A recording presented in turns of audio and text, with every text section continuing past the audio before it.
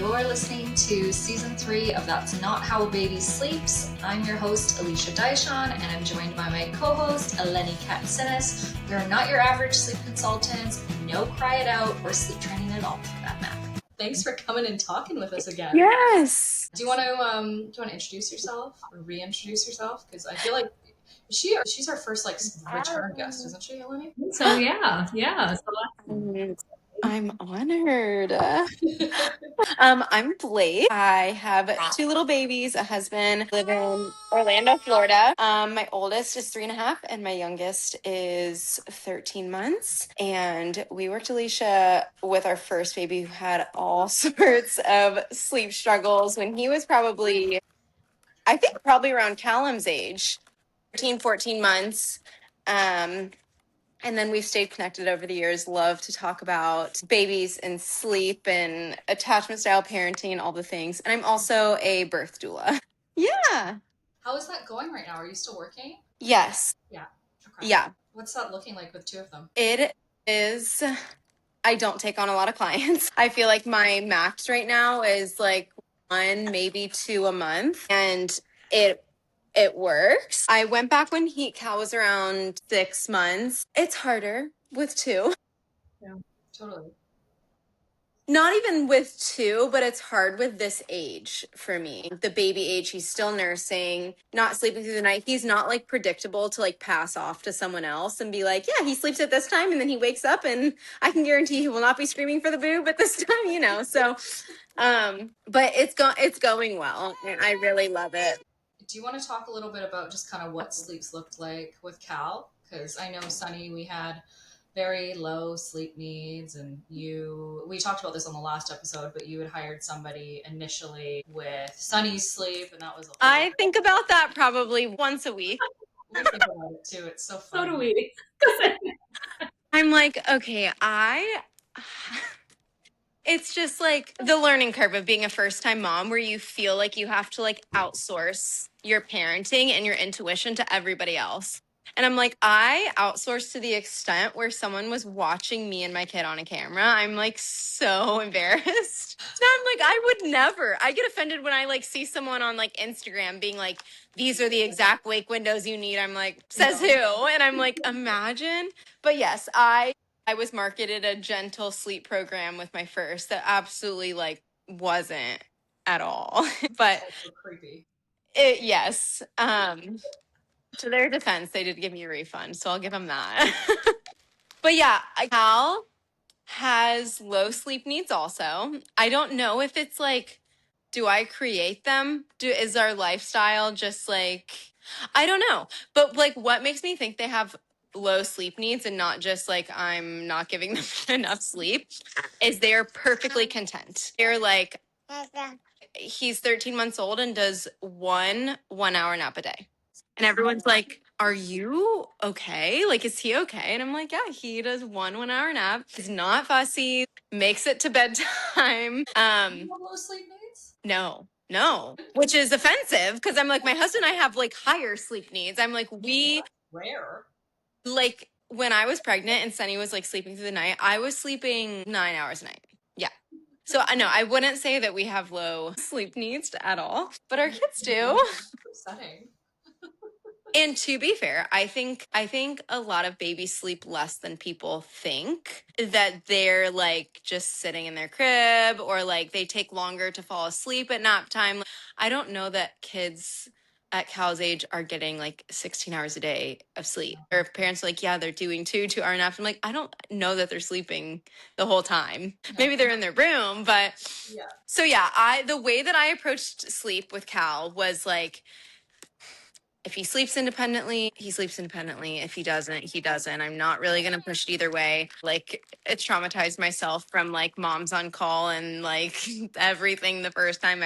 I didn't even try really.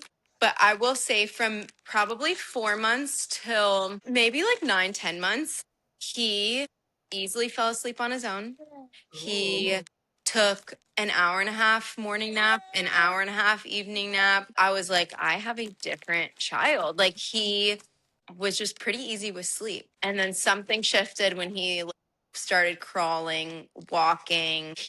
And I think I'm just not the type to be like super consistent with like, we're going to be home every day from 12 to 2. And so like I never made the habit out of it. But when he was doing a morning nap, I'm like, it's so easy to be home 9 to 11 because we already are. So we kind of got in the habit of that.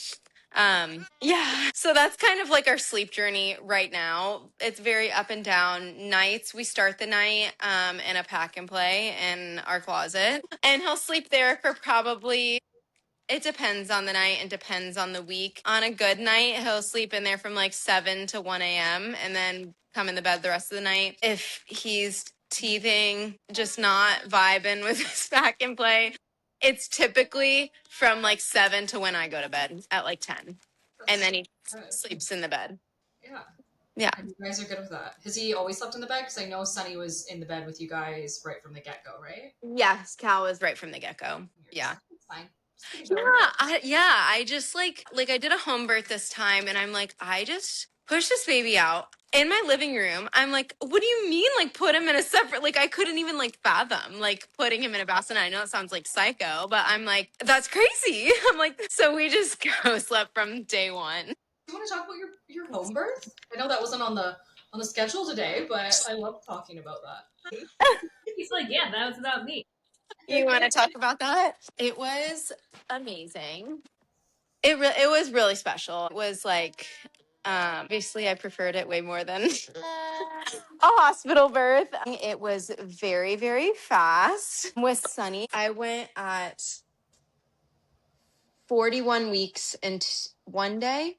And with Cal, I went at 37 and 5. So I was shocked. I thought I had a month left. No one was prepared. Our parents were out of town. I had not meal prepped. I had a guest in town. I was like planning a lot because I'm like, I have a month left and I need to distract myself from like going crazy the last few weeks. So yeah, I went almost a month earlier.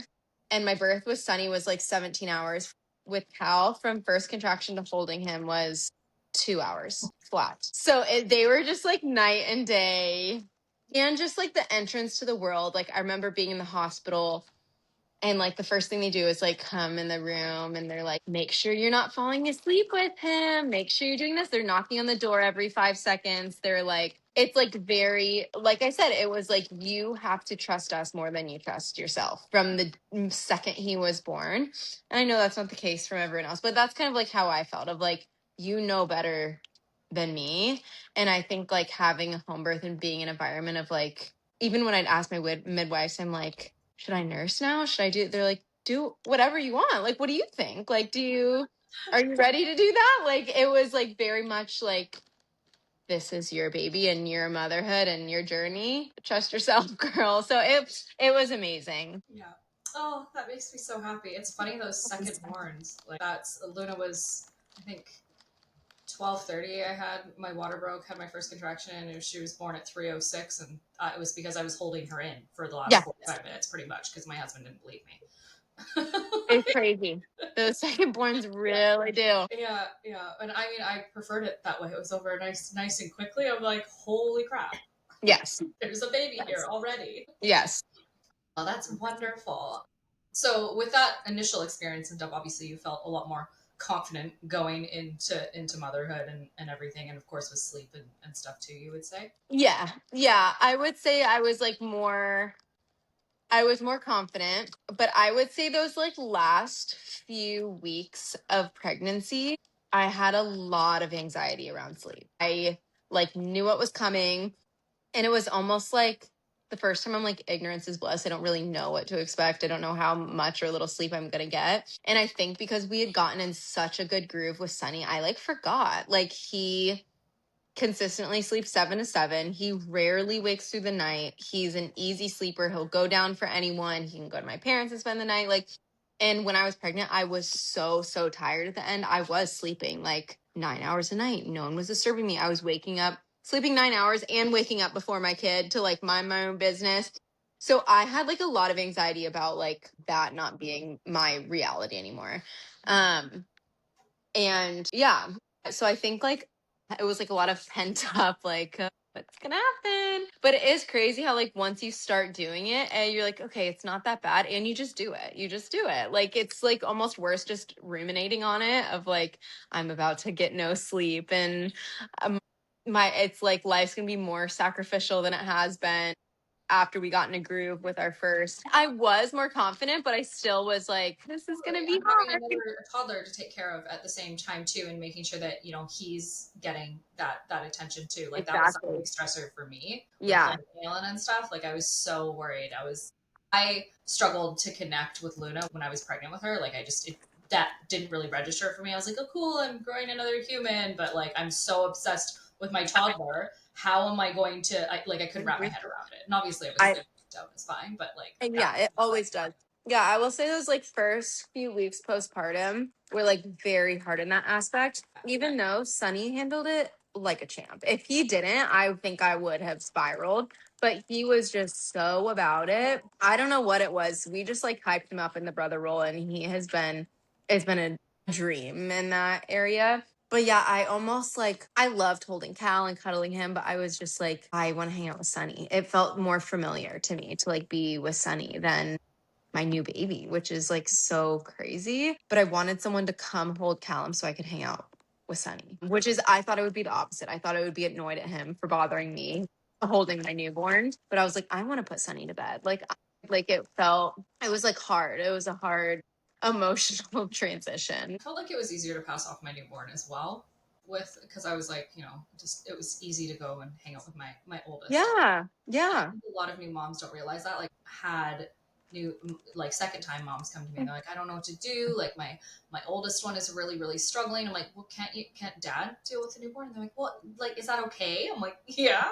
I don't care. Usually, I mean, obviously there are the highly sensitive newborns who are only gonna want mom and stuff. But like, if your newborn's pretty chill with that, like, here you go hang out with your oldest. Like, it's okay. Yeah. And at least Cal, and like he was just pretty down to do whatever. And so there was an aspect once I got in a groove, I'm like, I can be with both of them, especially when Cal's like, when they're newborns and they're sleeping just in the carrier all the time. It felt like, I'm like, okay, it's not like I didn't lose Sunny. I didn't like, he's not going anywhere. And just once you find a groove, I didn't feel like my attention was split as much as I was like scared it would be. Totally. And you kind of went with the flow with obviously the contact naps, the carrier naps. Do you feel like you were still your usual self on the go doing stuff? Yes. Yeah.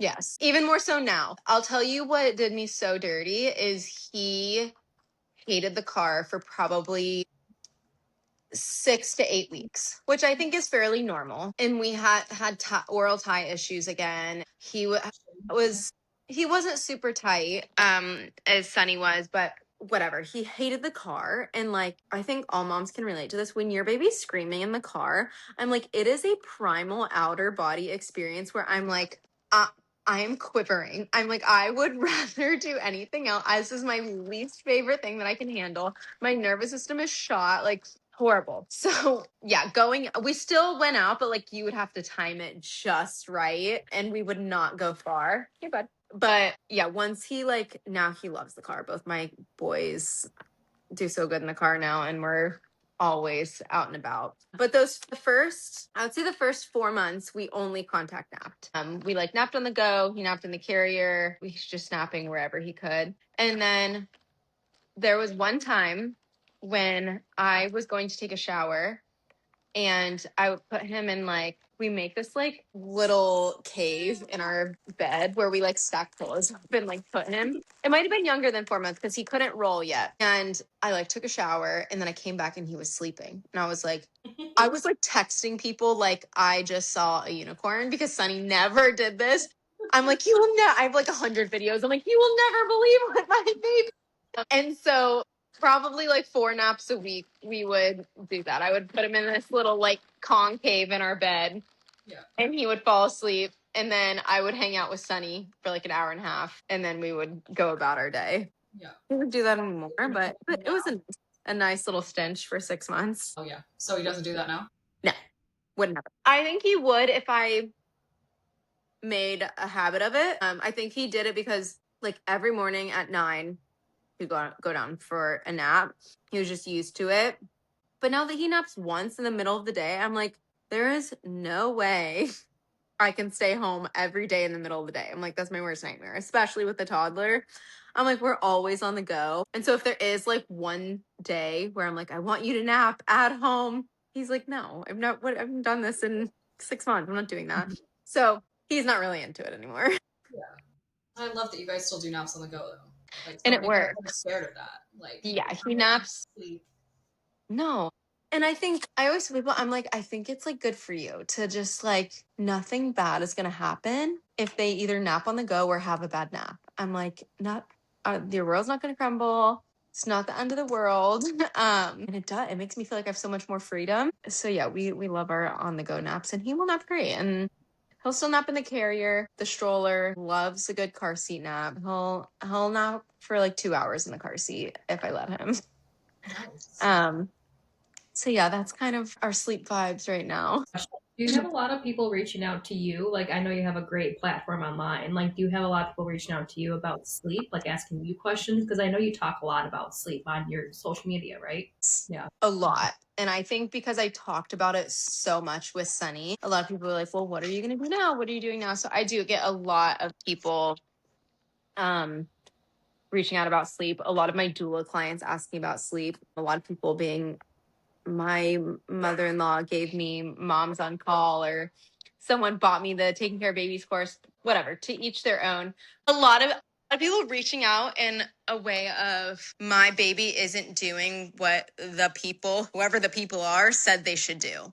And it's like this panicky feeling and almost like a shame feeling of like, there's just like so much on the internet. If like your baby isn't sleeping a specific way, it's your fault. And it's like the oddest feeling to feel that way of like, and I felt that way with Sunny. I'm like, he's not sleeping. We're all tired. He's having a hard time because I did something wrong. I didn't put him down enough, or I didn't follow the wake windows right, or I didn't let him cry down in his crib. I think it's like a lot of parent blaming. And so I think a lot of people asked, like, what did you do? What worked for you? And that kind of stuff. But yeah, I do get a ton of DMs about baby sleep. Yeah. How old's Sonny now? I forgot. So did you say He'll be 4 in March. Aww. And he sleeps, like you said, he sleeps just fine. He goes in his bed. He Yes. sleeps. You guys lay with him for sleep, or are you able to leave the room? Either. We usually lay with him. My husband typically puts him down. But yeah, we lay with him for a little bit, but he can go down on his own. He has like his little it's kind of like a Tony box, and he'll listen to that to fall asleep. And That's awesome. it's just crazy because I remember him being Cal's age, and I'm like, we're never gonna be able to leave. And then when I was pregnant with Cal, we went on like multiple trips, and my parents had him. Anyone can put him down now. So I think with Cal now, I'm like, okay, it's just a season. And to everyone, I do say, because there's just like the stigma of like, if you don't sleep train your babies, they're never gonna sleep. If you don't do XYZ, your kid's never gonna sleep. And I'm like, that's just not true. It's not true. It's ridiculous. It doesn't even make logical sense. But I think when you see it with your own eyes, you're like, no, okay, it actually isn't true because I did it. And now I have an easy sleeper that sleeps 12 hours a night every single night. And we've never sleep trained him. So it's so funny because that's true. Like as a new mom, especially if you only have the one, that is what you feel like. You're like, they are never going to sleep through the night. I've done something wrong. Logically, like, you know, that's not true. Everyone sleeps through the night as long as they don't have like medical conditions or something. Like eventually, I mean, obviously we all rouse through the night. We all know that. Yeah. But that narrative's pushed on new moms from like a sleep trainer standpoint. It's like they won't know how to connect sleep cycles if you don't teach them how to do it. And it's like, how did you do that last night when you were sleeping? Like, it just doesn't make any sense. Exactly. It's crazy. I know you mentioned bedtime a little bit, but what does that kind of look like with both the boys? Like, dad will kind of do bedtime with Sunny, and you do with Cal usually? They both go to bed at the same time. Nice. But more, that was just like up to me. I'm like, I just synced Cal with Sunny pretty early on, and it worked. They both go to bed. We start at like 7, and they're usually down by like 7:30. But yeah, usually Fraser will put Sunny down, and I'll put Cal down. I'll nurse him to sleep and then lay him in the pack and play, and then I'll just come say goodnight to Sunny after he's in his bed. Did you find it difficult when they were like when Cal was a lot younger, like juggling the bedtimes and stuff? Like, did you go to bed later as like a newborn and stuff? Usually, Yes, it was more difficult. And because I had always put Sunny to bed, it was like our little thing. And so I think in the beginning, Sunny was like, I want my mom. And then witching hour, Callum is like screaming his head off for like an hour. And I'm like, I can't. And then you feel guilty. So it took a little bit to get into a groove. But yeah, it was a little tricky in the beginning. And for a while, I mean, when they're babies, he was going to sleep at like 10:30. And like his like wake, he had a wake window from like, I don't know, like 9 to 10. And then we would do like the whole, you nurse and then you burp and then you're trying to get the gas out and doing all the things before we're actually going to bed. So yeah, the bedtimes were a little wonky for probably 6 months. Not wonky, but just in the sense of like we were all on, it felt like bedtime lasted from like 7 to 11 because they were both like switching. So yeah, it felt like sweet relief when did think Sunny about hour situation as well? when he was a newborn. Yes, he did. I would say Cal's, I don't know if Cal's was worse or just lasted longer, but Cal's witching hours were brutal. Yeah. Luna, I don't remember it really with Aylin because I feel like her sleep was like a mess right from the get go. Like, it was just a complete blur. But with Luna, it was like from 6 weeks, like literally from like 4:30 until 10:30, she would just refuse to sleep and be excessively overtired, and like I just like constantly just like jiggling her and like going in the car and like crying when I got home, and I'm like, oh, what am I doing? Like I know about baby sleep, and I'm like sitting there at like I'd get home after driving her around for whoever, like for crazy amounts of time. She'd get to sleep, and I'd get her in the house, and she'd start screaming again. I was like, there's something wrong. I was like looking up reflux. Like I was like, obviously something's wrong. But then I'm like, she's perfectly happy from like in the morning until 4 o'clock. I'm like, no, it's Yeah. an hour thing. Yeah, it's so overstimulating. I would have like him in the carrier with my noise canceling headphones on, rocking him, like walking the streets at 9 p.m. Like you're just like, go to sleep. Like it's crazy.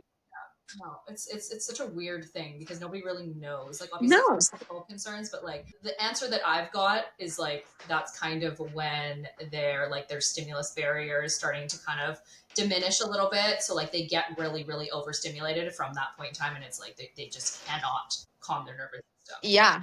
And then they get overtired, so they throw that. Yeah, exactly. Yeah. And then it just stops. Yes. Do you want to talk a little bit about like his oral ties and everything and how you guys dressed that? Because I know we talked about it, but was it yes, this time felt a lot more traumatic for me than with Sunny. Here, play with the dinosaur. Here. He had a ton of symptoms where I was like, this is our only option. He was like gagging on my milk. Like he would be sucking so hard and be like, like he had so many symptoms. He was like clicking and very, very gassy and just like a very, very fussy, colicky baby. And so I was like, we have to do this. His body was tight, whereas Cal had pretty severe oral ties and very little symptoms. Wasn't super gassy, the happiest baby, chill, was sleeping pretty well. And so I'm like, I just went back and forth if I was going to do it because I'm like, it feels criminal to do a preventative procedure on a baby. I'm like, I just don't know how comfortable I feel with that. I mean, still, I don't know that I made the right decision. Like, it was kind of like a last minute call at the office. We really trust our provider and we like love our OT. And she was the one that was just like, I really think you should do this. And she kind of explained like they have really good sucking reflux up until about 4 months where it's just like kind of involuntary. And then after that, like it takes more muscle function. She was like, I would hate for when he stops the sucking reflux that your milk starts drying up when he stops, or you're facing other issues, because there's just a host of issues that can come with ties. I don't think releasing them is always the answer, but it was mostly because my husband has such severe ties that have caused him so many issues as an adult that he was like, we're doing this. Like if it could even kind of prevent the things that I have to go through now, like let's just do it and get it out of the way. So that was kind of our Thai journey, and he handled it way better than Sunny. He was like a little sad for a half a day, and the stretches were easier. It just was not, it was not bad at all. It was not bad What at kind of all. things does your husband struggle with? I was in like an adult tongue tie group on Facebook, and I don't know. I think I had a tongue tie, but yeah, it's not severe enough or anything. He has a big diagnosis, but like sleep apnea issues for sure, mouth breathing, snoring, low energy, which is like happens when your airways aren't properly open. So mostly stuff like that. He's like very athletic, like he does CrossFit, and so I think he can like compensate like a lot of the issues by doing that. But he'll even notice like when I'm running, like it feels like I have to like gasp for air more than like a normal person. So those are the main issues. It like pulls his teeth back. So yeah, there is a no, he's never had braces, and when he's looked at getting braces now as an adult, he would have to get a palate expander first because there's like nowhere for his teeth to go. But then when you get to a grown adult age, it's like 50-50 if the expander is actually going to work because your palate is so formed now and developed. Exactly. They say till 8 years old. It's pretty like malleable. Obviously, the younger, the better. But I mean, they say like if you're going to do a palate expander that you have the most success, I think, under 8. Under 8, yeah. So Looking at that for both of mine. Yeah. I'm like, we didn't really have to deal with oral ties. Like everything went really well, but I had braces, and before I had braces, they had to pull out like 4 adult teeth. Exactly. Because your palate's probably too narrow for the teeth to grow in. Yeah, and they're like Alan just started losing teeth now, and okay, girls like their teeth are so like perfectly, and my dentist is like, yeah, their teeth look great, but they have no gaps between them. I'm like, yeah, which I didn't know until I became a mom that like they're supposed to have little gaps between. I'm like, oh, that makes sense because your adult teeth grow in and they're much bigger than the little teeth. They need space. Yeah, I can already see she's lost the 2 bottom ones and they're both growing slightly crooked. I'm like, shoot, that's okay. I feel like it's normal, and yeah. Our dentist, like, that's the thing is like she looks in my mouth and she's like, oh yeah, you're missing 4 teeth. You must, and she's like, I'm like, is that what they do now? They're like, no, we try to expand their palates. Yeah, I feel like a lot of people are more with it now of like expanding the palates instead of just ripping your teeth out. It kind of makes more sense.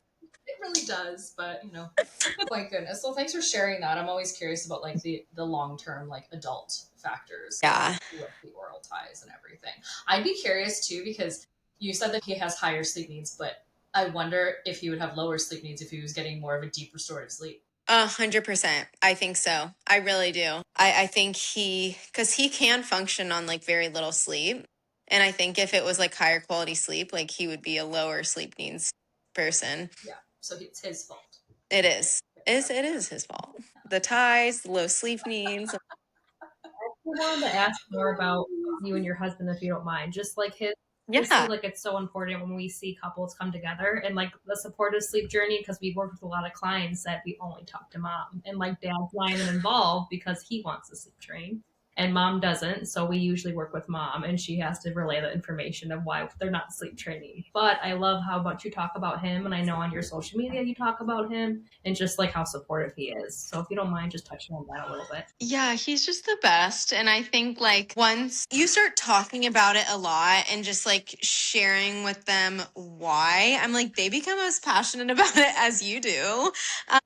It's like, even like with my doula work, he hears me talk about birth so much that if I get a mom calling and is like, they want to induce at 39 weeks, he's like, do not let them do that. Like, he's like, that is not, why do they want to do that? It's like so funny how when you talk about it, they like catch on pretty fast of like, oh, that doesn't make sense. And I think a huge thing is like, okay, so a lot of people complain to their husbands that they're tired. And instead of like supporting your wife in other ways, whether it's like cooking their food, letting them sleep in the morning, giving them a little break throughout the day if you can, sending them encouraging texts, the solution seems to always be to sleep train. Yeah. So it's like, if you want rest and you are grumpy because you're not getting enough rest, it's because, again, you're not doing the right thing. And it's like, you want rest, you need to change your baby. Instead of like, well, why can't we support mom and support baby while mom is supporting baby. And so I think that was like a big shift for us, and like a way that he found he could really support me is like supporting in other ways besides changing my baby's sleep. And maybe that will come one day where like we're ready to shift a sleep pattern. But like early on, I would just like encourage husbands, like instead of, it's like if mom's really passionate about breastfeeding and she's like crying and having a hard time and her nipples hurt and it's like really hard, and husband's like, well, just formula feed. It's like, well, she doesn't want to do that. She wants to breastfeed. So let's figure it out together. Let's figure out how to support you. Let's get you into lactation. Let him read some books. Like there's other ways to support moms besides baby. And also something that I tell people is like, before you think about sleep training your baby, what does your sleep look like? Like, are you staying up hours and hours on end scrolling? And it's not fair to like make your baby compensate for like your bad habits.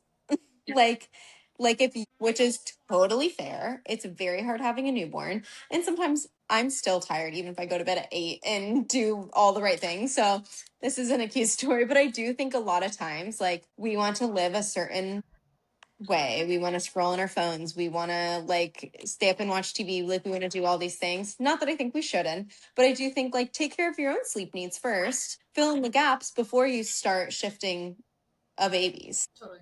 Sorry, I got off on a tangent there. No, I think that the sleep hygiene aspect is huge, because a lot of us are programmed to sit there and scroll on their phones, which is totally fine if you're getting adequate sleep. Yeah, exactly. Like, we always tell families, like, if your child's going through a progression or they're teething, you need to be going to bed when they're going to bed. Like, with, no, I need a little bit of me time. No, you need sleep. Go to sleep. Yeah.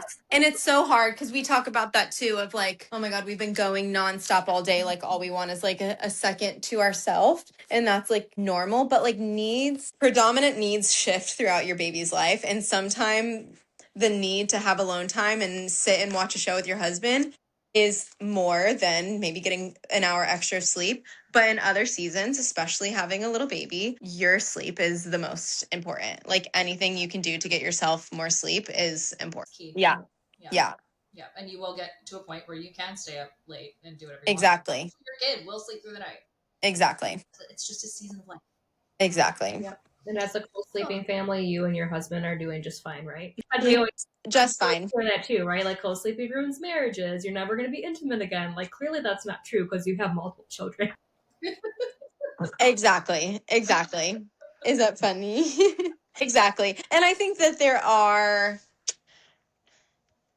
times that like feel harder. Like, and I think the first little bit it feels harder, but again, it's a season. Like, the first like 4 months of my baby's life is not the time to like be like, we should figure out how to make our marriage the best it's ever been in our entire life. It's like a sacrificial time that like you're giving to your babies. And not that like you guys can't do other things to stay connected and have a happy marriage, but like, again, on the priority ladder, you connecting with your husband right after you gave birth it looks very different. And it's okay that it looks different. It doesn't mean you're not connected. It doesn't mean your marriage isn't thriving, but it's not going to look like it did when it was just you two, or even when it was just one kid. It like looks different. And then different things happen. Like, Cal started sleeping in the pack and play the first part of the night, and so we got that nighttime time back. And so it's like ebbs and flows and shifts, and you kind of have to like ebb and flow with it. And I always I share this a lot on social media, but I'm just like, the more you fight against it, the more hard it's going to be, the more miserable you're going to be, the more you and your husband are going to fight. If you're fighting against your baby's sleep and you're fighting against the season of your life you're in, it's going to make it harder, not easier. So I think a huge thing is just like, give in to where you're at, The connection looks different too at this stage. Like, you mentioned all of the things that your husband will do and support you with. Like, oh, he helps with like meals. Like, that stuff he cooks all the dinners. Yeah. Like, that's the way to my heart at this point in my life, Yeah. It just like looks different. And like, even we have friends with much older kids, and we're like, we have a 3-year-old and a 1-year-old. They're like, you are in the thick of it. Like, that is such a high demand season. Both kids in different ways are demanding a lot from you, physically and emotionally. And sometimes you just have to be like, okay, no, that's really true. Like, this is just a high demand season. But no, it doesn't ruin marriages. I think each their own, but for me, making, not that he would ever make me do anything, but like if my husband was like really pushing to sleep train and I did, and I had to go against my instincts for something he wanted, I would be more mad about that than being tired every night. Like, that would piss me off more, because then it kind of feels like you only want to support me in the way that feels the most comfortable for you. Like, it's maybe a little bit more comfortable to find different solutions or to find different ways to encourage and support rather than putting it all on a 1-year-old. It's wild. What would you say to a mom who's pregnant with her second that's already kind of worried about like the sleep logistics? Yeah, I would say it's like a fair worry, especially if your first one wasn't the easiest sleeper. But I'm like, you just go with it. And like, you don't know your baby until your baby is here. And like we were talking about before, it's a season and it's okay for it to be hard for a little bit. And yeah, I think there, like we were talking about with like sleep hygiene, it's not going to take over your life the way that you think it's going to, especially with your second. You're more worried of like, how am I going to be up all night and then take care of a toddler all day? We just do it. We just do it. And Wild, the amount of sleep that you can function on. But I feel like too with like my second, I wasn't stressing out and getting up. Like I literally, she was in the sidecar beside me, and if I woke up, I would just roll over and stick my boob in her mouth. yeah. I never physically got out of bed with my newborn the second time around. She was just there. I had to sit up, and I had one of those like changing pads that went on the bed. I'm like, I'm not getting out of bed. Yes. Deal with Yeah. this. And I have the Aura ring. Oh, right. Yep. And I was like, oh my God, this is gonna like really tell me how bad my sleep is. And I was not even getting that bad of sleep, even if my baby was waking up like 6 times a night. Like, it was still like the ability to like nurse and go right back to sleep. I'm like, you can get enough sleep. Maybe not the best sleep of your entire life, not like it was before, but like you can get sleep. And that's what I like tell moms. I'm like, if you're absolutely losing it, like if you are like running back and forth to the crib, like if you're in not a bassinet, like doing the most, number one thing should be getting you more sleep. And if that looks like co-sleeping, let's do it. If that's going to save your sanity, if that's going to save your postpartum experience, that is more important than getting your baby like used to putting themselves to sleep. So if you're not going to do it for your baby, do it for yourself. Oh, I'm very selfish with sleep. I'm like, no, that's not going to work for me. Exactly. Like even now with Cal, I'm like, I think if we like transitioned him to the crib, he would start sleeping through the night very quickly. But I'm like, I'm too tired to do that. I don't want to do that. Totally. No, I kept Luna in our room till she was like 14, 15 months. And like she's still, I talked about this recently, but she's just recently started sleeping like consistently through the night in her own bed, and she's 4. Wow. And I considered it sleeping through the night because it would be kind of like she would get up, she wouldn't wake me up, she'd just climb into bed, I'd wake up and be like, oh, you're here, kind of thing. So to me, she slept through the night for years at this point. Yeah. And now we're like waking up and I'm like, oh, you're not in here anymore. And then they're snuggling because they share a bed, and it's adorable. Oh, So sweet. And I switched sides, so I always had her on this side of me. So I started putting her on that side of my oldest, because before they were swapped, and now she just sleeps with me and just Rafika. her big sister. No count. Like I just couldn't care less. I'm like, I could make a change if this was actually a problem for me, but it's not, and I don't care. Yeah. Okay, is there anything else that you want to share about just sleep, motherhood, anything at all? I think I just like always encourage moms to trust your instincts. And I think we forget what that looks like because our mind is so cluttered with what we see online. So sometimes like their instincts are like, my instincts are telling me that I need to leave my baby XYZ. And I'm like, no, like really get quiet for a second. And like, what do you feel like is best for you and your family and your baby? And I also encourage moms, I'm like, this just early motherhood especially is a selfless season. It is hard and it is about you, but it's like a selfless season for your baby. And like, especially with sleep training, you guys will probably get this. Something I see all the time is, but it worked for me and my family. It worked for me and my family. It worked for you. doesn't mean it's good for your baby. It worked for you. And so I think like you can't forget that like your baby's in the mix of this all, and there is ways to work together as a family synergistically, that it's like not all about your baby or all about you. But yeah, those are big things. It's a hard season. It's a selfless season. And it's a season that's like, it feels like an initiation to like trust yourself, because you're going to have to do that for the rest of your kid's life, no matter if they're 1-year-old or if they're 16. It's just a good practice to get into of like, this is my child. No one knows them best than me. And this is about like our connection and our rhythm together as a family. And I think it's just like so important to tune in to that more than anything else. Totally. We love all your content and everything that you share. Thank you. Thank you. Where can everyone find you? Blake Alexiss on everything. BlakeAlexIss. There's 2 S's at the end. And I have a doula page. I always say it wrong, but it is linked in my main page. Yay. Awesome. Yeah. Thank you so much for coming and chatting with us. Thank you. Thank you, guys. Thanks for joining us. Don't forget to connect with us beyond the podcast. You can find me on all social media platforms at moonbay.sleep. And for more sleepy goodness, you can head over to Instagram and follow Eleni at Rooted in Sleep. Until next week, keep embracing the chaos.